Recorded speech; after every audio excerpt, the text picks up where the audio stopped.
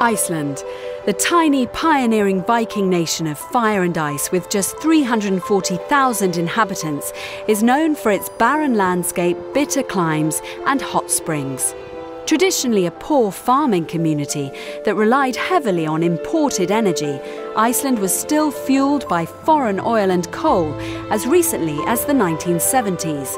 At that time, the country was unable to sustain the fluctuations in global oil prices, so they turned to a source of energy they had been toying with as far back as 1907, when a farmer connected his house to a hot spring with a concrete pipe. Geothermal. If you think about the Earth as a ball, inside this ball is a big ball of fire. It's a tremendous heat in the center of the Earth. There are two main usage classes. You can use it if it's very hot to create electricity, and that we have been doing for a long time, but I think the more interesting use is what we call direct use of geothermal, and which is much more common. This low temperature is not restricted to volcanic areas. It's very, very widespread. Now, 90% of Icelandic households are heated with hot water directly from geothermal sources, and almost 100% of Iceland's energy comes from renewables when you add in solar and wind. Geothermal is used to power football stadiums, swimming pools, and even melts icy roads during the winter. Icelanders are quick to adopt new ideas. Renewable energy has allowed the nation to create an extraordinary ecosystem using natural processes in novel ways. The country aims to be completely carbon neutral by 2040, and the uptake of electric car use is second only to Norway. Audi has been deploying its own new ideas in a quest for carbon neutrality as it develops a new generation of electric vehicle. At the car company's plant in Brussels, one of the world's only full-service inner-city facilities, they made the decision to go balance sheet CO2 neutral in 2017. The move came in tandem with the development of Audi's first fully electric car, the Audi e-tron. It was only natural that the car be built in a state-of-the-art setting. We had to rebuild the company again. What you see on the outside are still the old roads from in the past. But the inside, everything has been new. From the body shop, paint shop, into the final assembly. And new for our company is the fact that we are building also the batteries. I believe today in this company you have the possibility to see nearly all the inventions that Audi has been made in their processes. You can see it on one place. This level of innovation is something that is mirrored in Iceland's entrepreneurial landscape now that the country is almost completely self-sustaining. We have now more or less met our demand, and we are struggling with the questions, how much more do we need to develop?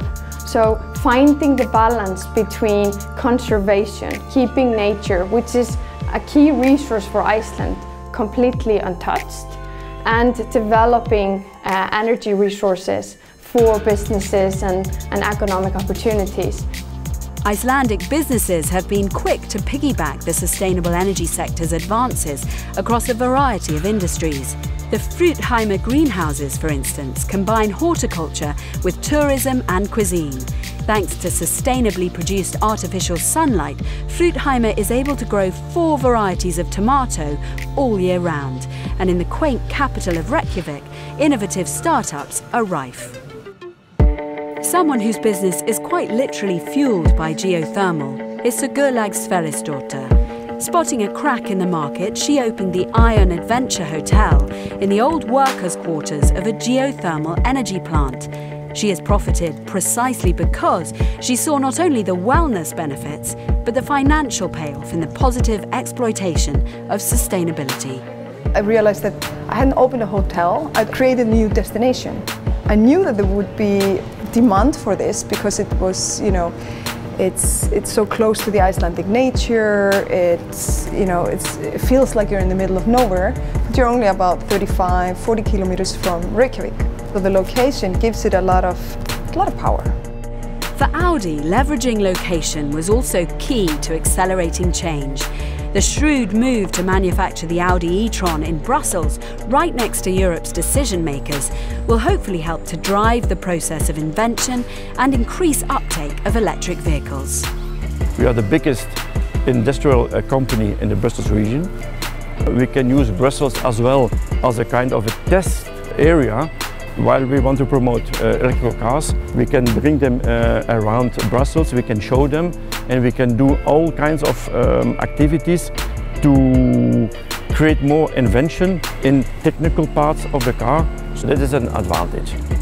As we look ahead, there are many lessons to be learned if we are to make the transition from fossil fuels to sustainable energy, not least from a small country and a large car maker, who are both seemingly driven by the same vision, that collaboration between government, industry and private individuals is an important catalyst for change.